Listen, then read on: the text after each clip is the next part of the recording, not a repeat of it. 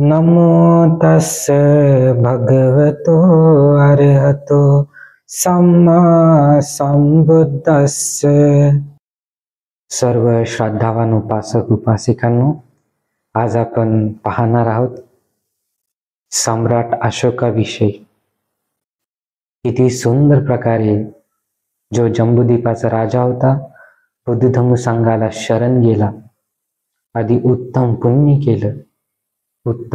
केलं, हे कशा प्रकारे या धम्मदेशनेमध्ये आपण पाहू। बघा,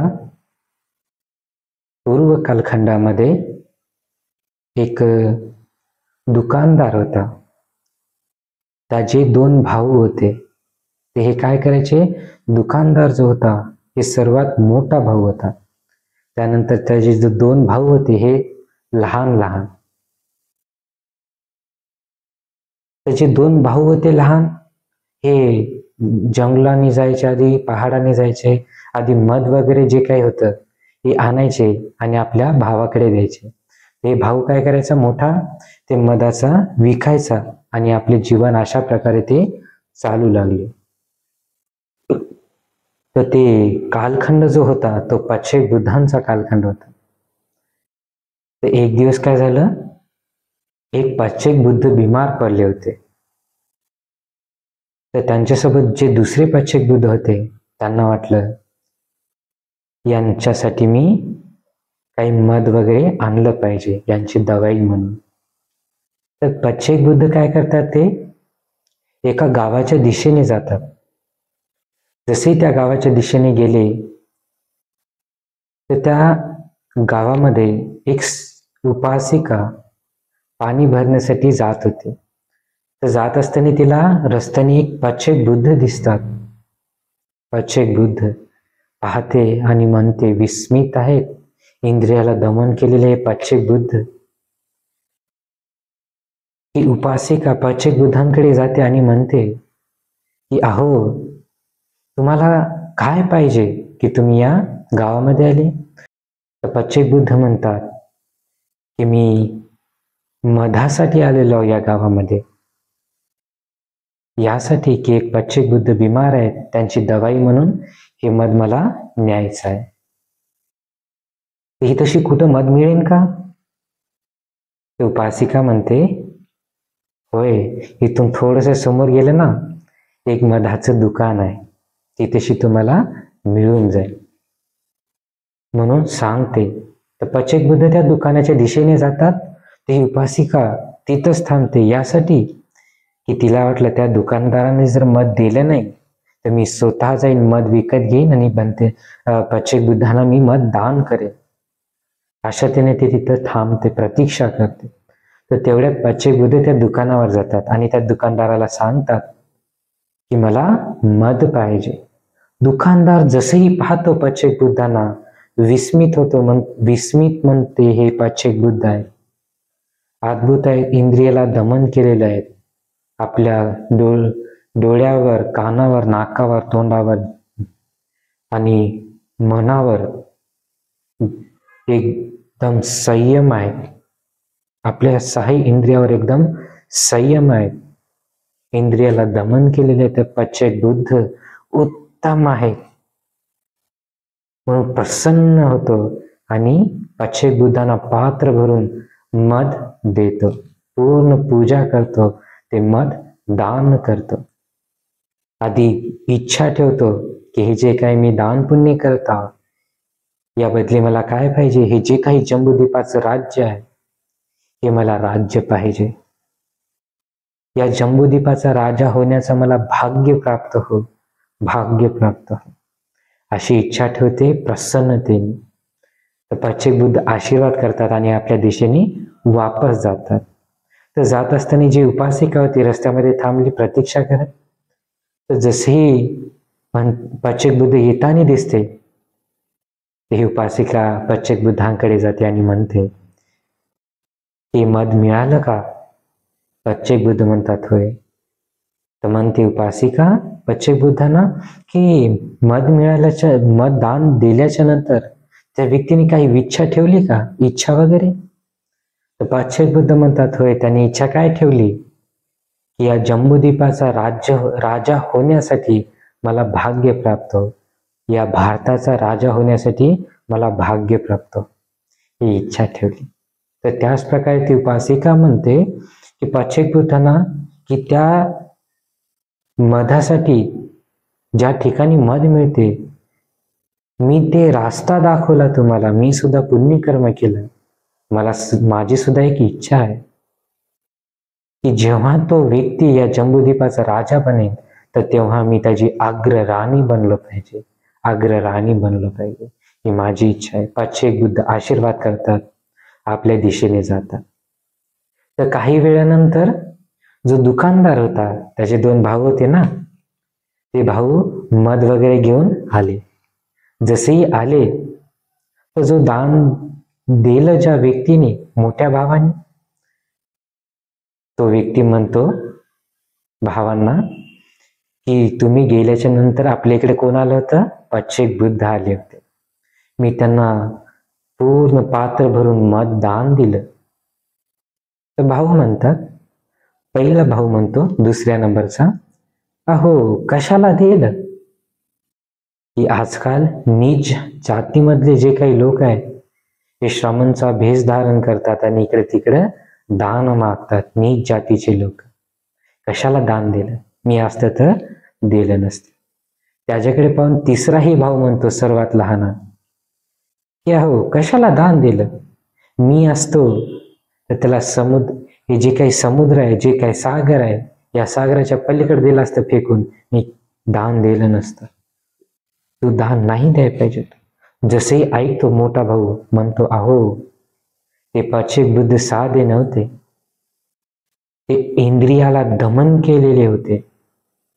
आपलं डोळे, कान, नाक, तोंड, जीवा आणि मन, काया पूर्ण दमन केलेले होते. 6 इंद्रियाला दमन केलेले होते, एकदम शुद्ध होते.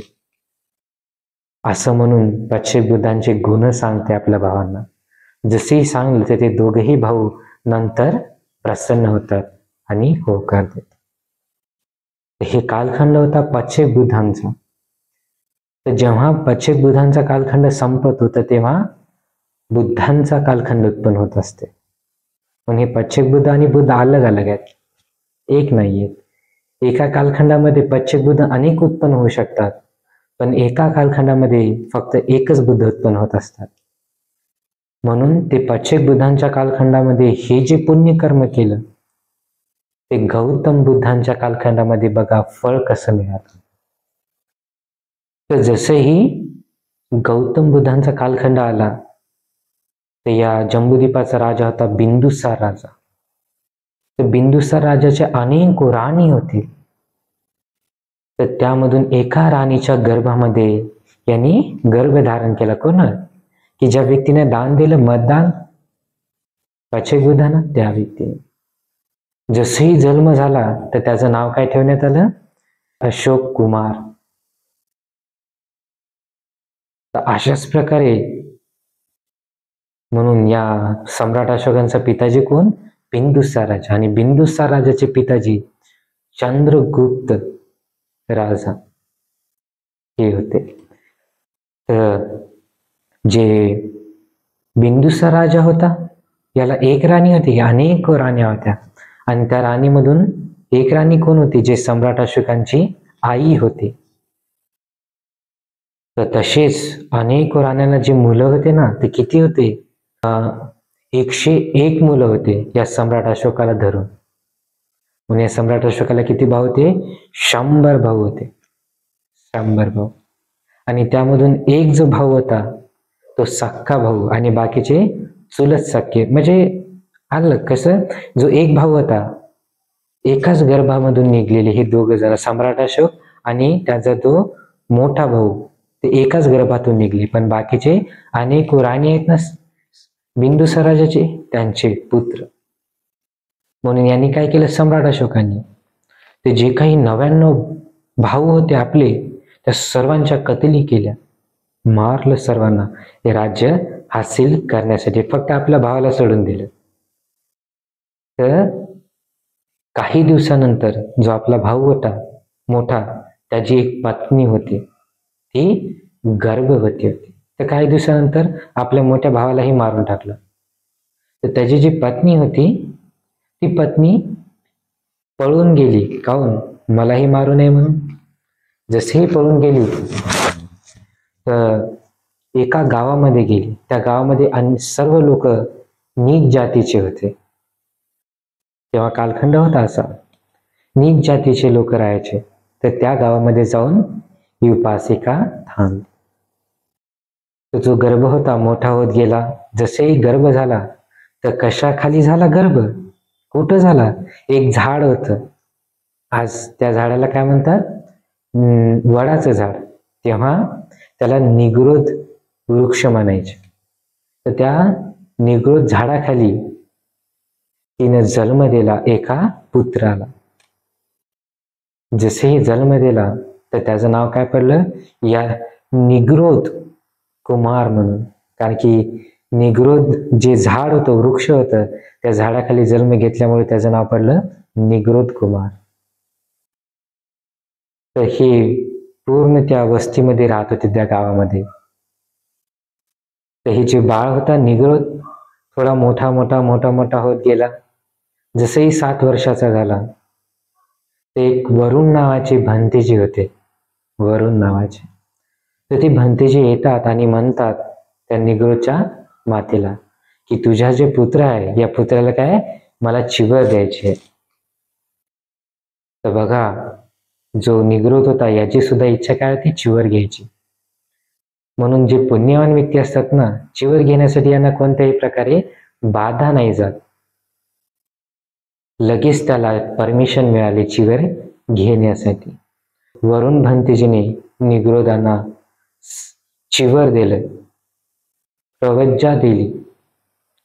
आधी जसेही चिवर घेतल्याबरोबर निग्रोध अरहंत झाले. नाव काय पडलं? निग्रोध अरहंत सामनेर भंतेजी. फक्त 7 वर्षाचे होते. चिवर घेतल्याबरोबर अरहंत झाले. अरहंत झाले. तर जो सम्राट अशोक होता, पूर्ण भावांच्या कतल्या करून जम्बूद्वीपाचा राजा बनला. जम्बूद्वीपाचा राजा बनला. तर एक दिवस काय झालं, जे निग्रोध सामनेर भंतेजी होते, अरहंत होते, आपल्या मातेच्या भेटीसाठी जात होते. तर जात असताना जे सम्राट अशोकांचं महाल होतं त्याच्या समोरून जात होते. पण हे सम्राट अशोक जम्बूद्वीपाचा राजा तर बनला, पण इतक्या लोकांची हत्या केली ना, म्हणून मनामध्ये शांतता बिलकुल नाहीये. पूर्ण उथळ-पुथळ, शांतता नाहीये. म्हणून आपल्या उथळ-पुथळ मनाने आपल्या महालाच्या वरच्या तल्ल्यावर जाऊन बसला. तर निग्रोध सामनेर भंतेला जाताना जेव्हा पाहिलं ना, कोण? सम्राट अशोकाने, तेव्हा पाहिल्याबरोबर म्हणतो, विस्मित आहे हे जे श्रमण आहे 7 वर्षाचेच, पण किती सुंदर प्रकारे आपल्या इंद्रियाला दमन केलेले आहे. किती सुंदर प्रकारे. आपले जे डोळे आहेत एकदम संयमित आहे, कान एकदम संयमित, नाक, तोंड, मन, शरीर एकदम संयमित आहे. एकदम सुंदर प्रकारे इंद्रियाला दमन करून चालत आहे.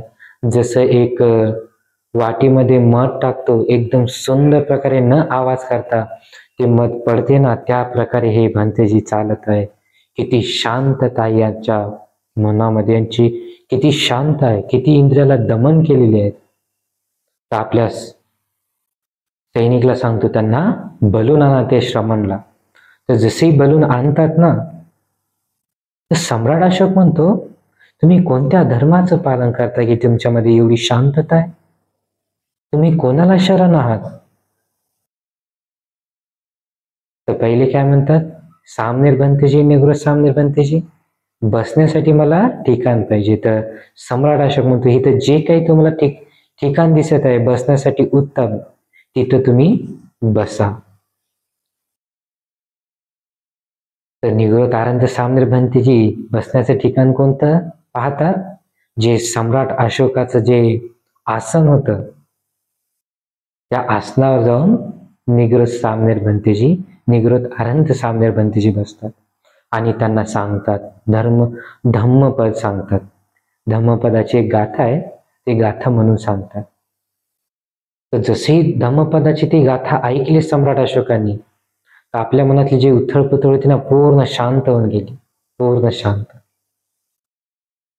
बरोबर ऐकल्याबरोबर वंदन करतो. वंदन केल्याबरोबर म्हणतो निगृत अरहंत सामनेर भंतेजींना की अहो, उत्तम आहे हे श्री सद्धर्म जे बुद्धांनी सांगलेलं आहे, उत्तम आहे, उत्तम आहे.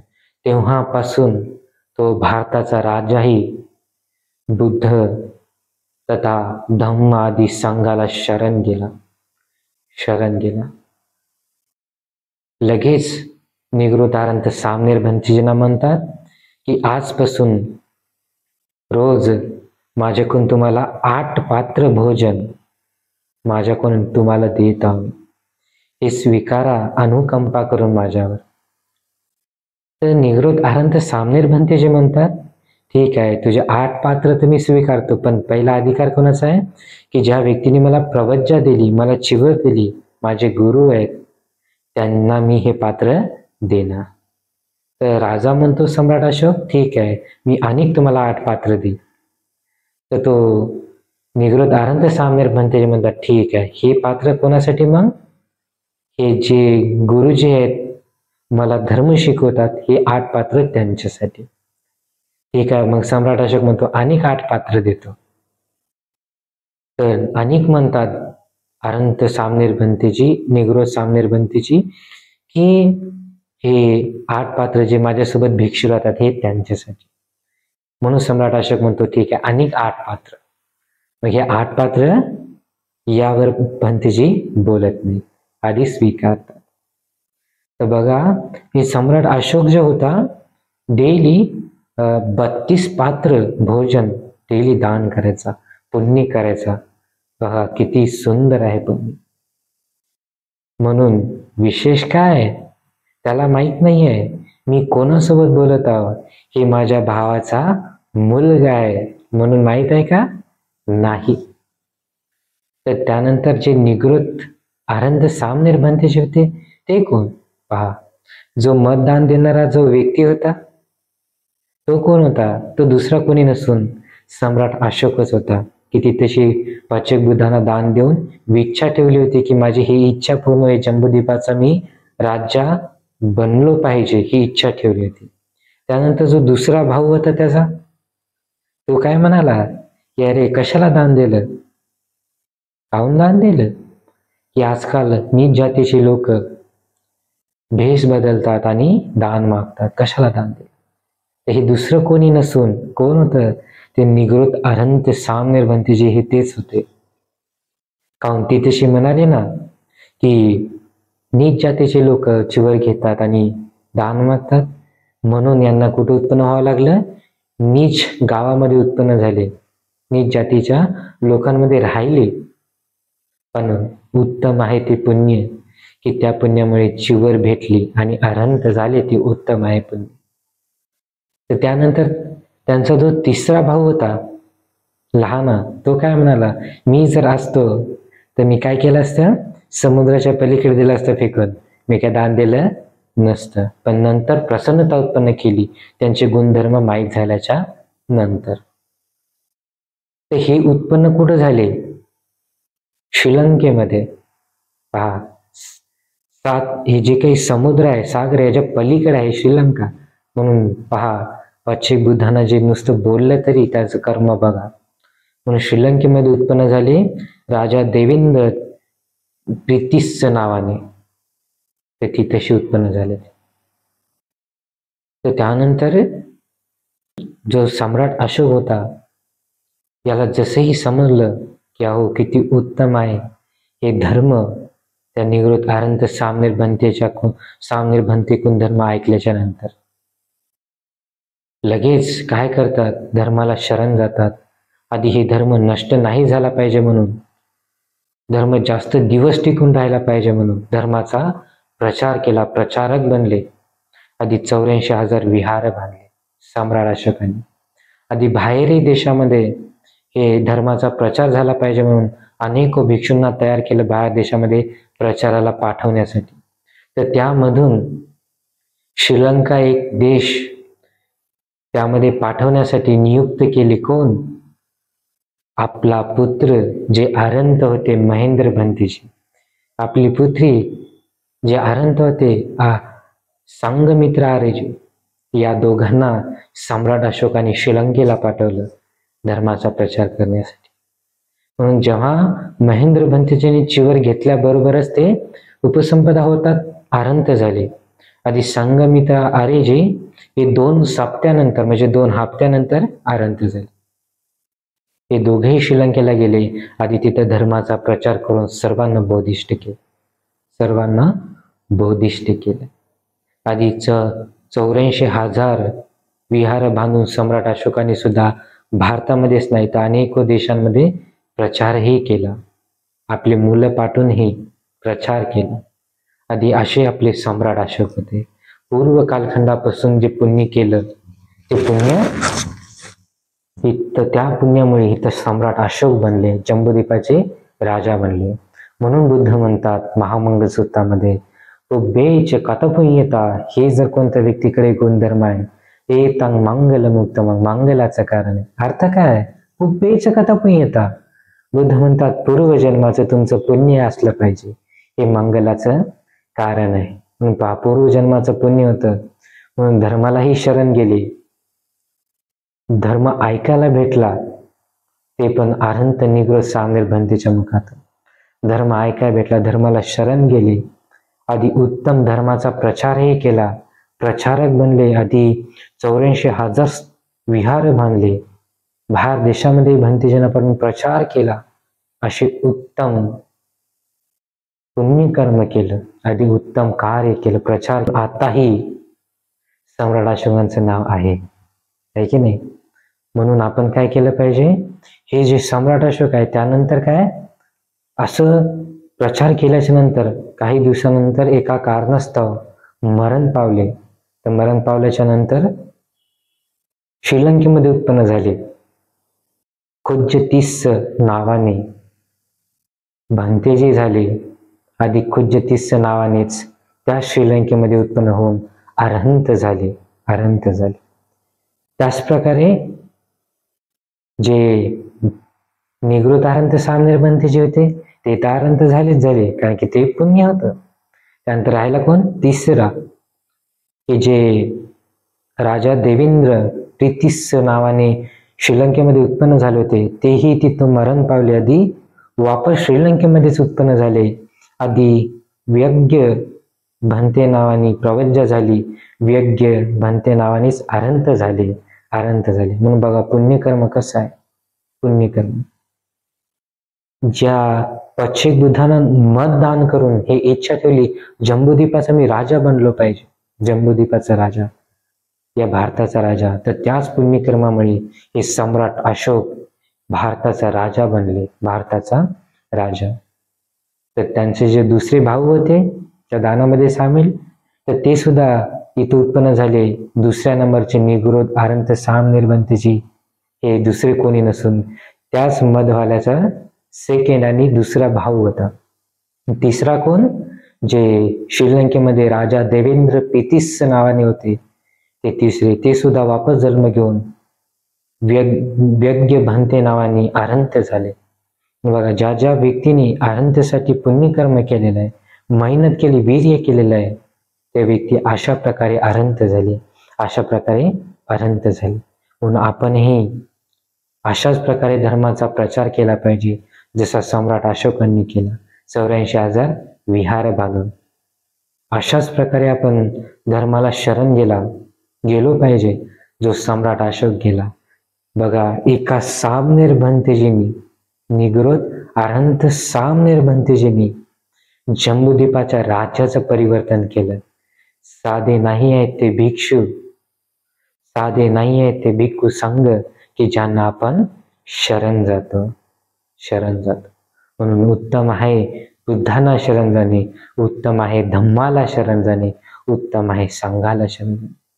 म्हणून अशा त्याने आपण शरण गेलं पाहिजे. म्हणून तुमच्या सर्वांना मी आशीर्वाद करत आहोत की तुमच्या सर्वांना बुद्धांनी सांगलेल्या धर्माचं पालन करण्यासाठी भाग्य प्राप्त हो, भाग्य प्राप्त हो, भाग्य प्राप्त हो.